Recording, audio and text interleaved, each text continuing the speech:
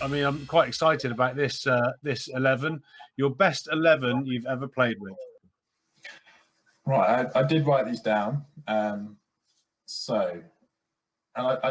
was a few other guys that I played with, but yeah, these are guys I played probably at least 3 or 4 games with. So opening the batting, Graham Smith with Alistair Cook. Obviously, Graham Smith was at Surrey for a couple of years. He didn't play a huge amount because, unfortunately for him, he picked up a couple of injuries. But also, he was actually at Hampshire before he started playing for South Africa. As a 19-year-old, he came over and he played in the second team. So I played a few games with him in the second team before he made it in South Africa. But yeah, Graham Smith, you know, what can I say? Like just a tough, hard, you know, opening batsman.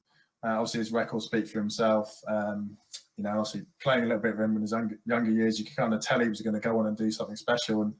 And you know, playing for South Africa, you know, capturing South Africa at 20, 21, whatever else, he's gone on to do great things. But yeah, so him, Alistair Cook, obviously opened the batting when I was playing for England, and has gone on and scored, you know, thousands and thousands of runs for England. You know, obviously great at the game.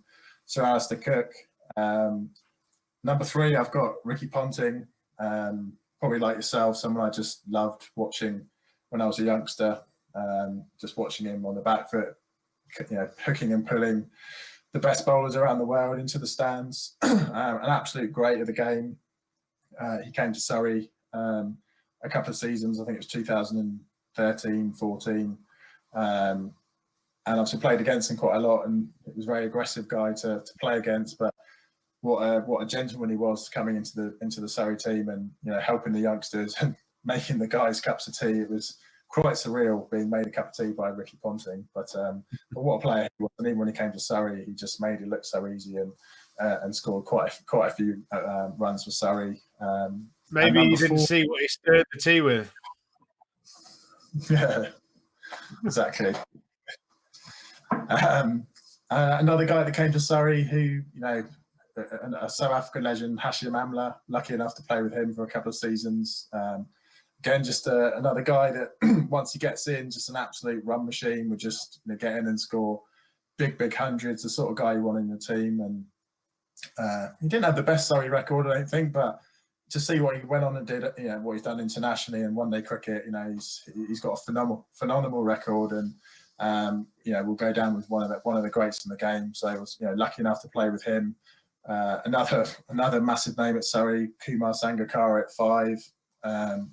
Again, lucky enough to have him there for 2 or 3 seasons, and you know, especially the youngsters there. Obviously, when he came, I was right at the back end of my career, so it was good for me to, you know, play with someone like that. But the 19, 20-year-olds that got to experience him in the dressing room was just something special, and just the attitude that someone like that has when they come over and play for your county, and they offer so much back, and they give experience. And he was one of the kind of dream overseas players to have, because he'd be in the nets helping the youngsters and trying to make them grow going forward.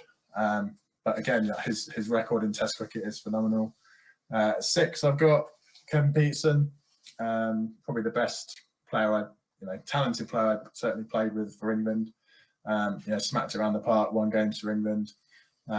Controversial figure, obviously, but someone I've always got on with well and have a good relationship with, and you know, generally let his bat do the talking on the pitch. At 7, I've got a long batting line up here. I've got Michael Clarke, played with Michael Clarke a lot at Hampshire. I've got him in there because he bowls a little bit of left arm spin as well. I'm just thinking from a bowler's point of view. I'm thinking Kevin Peterson at 6. Yeah. Jesus Christ. Yeah, I've got a long batting line up here. But yeah, Michael Clarke, because yeah, he was at Hampshire for 2 or 3 years before he really went on and cracked it in the Test stuff. You know, Hampshire and Surrey, 2 teams that were always blessed with very amazing overseas players. Number 8, he's going to be my first change bowler as well. Is Freddie Flintoff.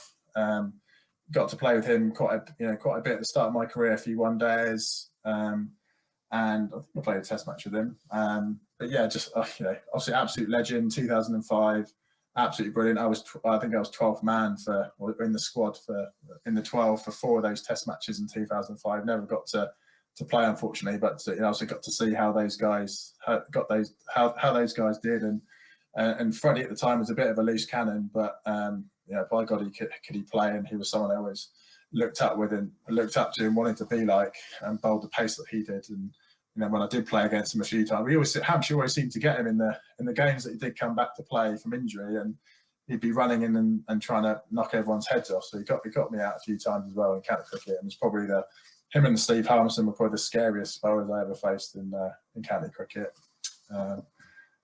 Number 9, I've got Shane Warne. He was at Hampshire for 3 or 4 years. Best kind of captain I ever had. Probably the most influential person I had during my career, and without him, I probably wouldn't have got to where I've got to today. So again, lucky to play with him, and he certainly helped propel me to where I wanted to get. Number 10, I played a bit with him at the Sydney Sixers when I had a little stint there with the 2020 Brett Lee. Again, he was another guy when I was younger, just loved watching him bowl. He had such a nice action. Just remember him bowling a lot in one-day cricket, and his Yorkers were like spot on, and one of the best death bowlers I'd ever watched. And I just wanted to kind of bowl my Yorkers like him, and just he was just a pretty cool cat, blonde curtains running in, and all the girls fancied him. So yeah, he was a pretty cool guy to watch growing up, and lucky enough to play a little bit with him and against him as well. Didn't like facing him, but played a few games with him as well. And Jimmy Anson is at number 11. Grew up a lot with Jimmy with the same sort of age, and shared a room a couple of times in the academy. And he's just a phenomenal bowler. I mean, he's 38 now, my age.